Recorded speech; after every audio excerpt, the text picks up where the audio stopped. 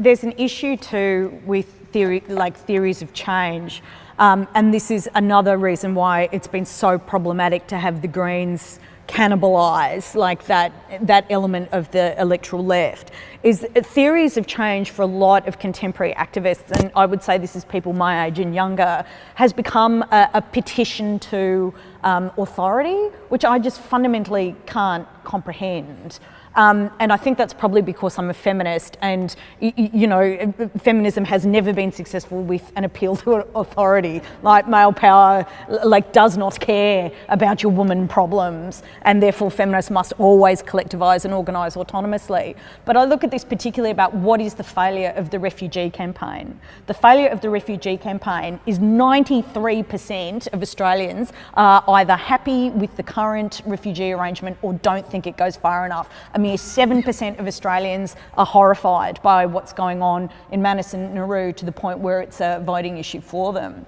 And yet, if you look at the refugee movement in Australia concentrates mobilisations in inner city seats, where the vote is progressive anyway, and it does not actually mobilise in communities with messages to the people who are holding those policies in the electoral consciousness. So it's an appeal to power. The refugee movement in this country for the past 15 years has consisted of yelling at the Labor Party even when they're not in government, as if yelling at an opposition will be able to affect some kind of transformative political outcome. When 15 years ago, when Tampa happened, which was a disgraceful decision for Kim Beazley to make at the time, because obviously we're in this situation now, the refugee movement should have gone to the marginals and made a marginal voting issue around the integrity of multiculturalism and the great gains to the community of refugee generations. That didn't happen, and we're still not going out to those communities. The refugee movement is not talking to the people and not fundamentally addressing the need to create a democratic mandate.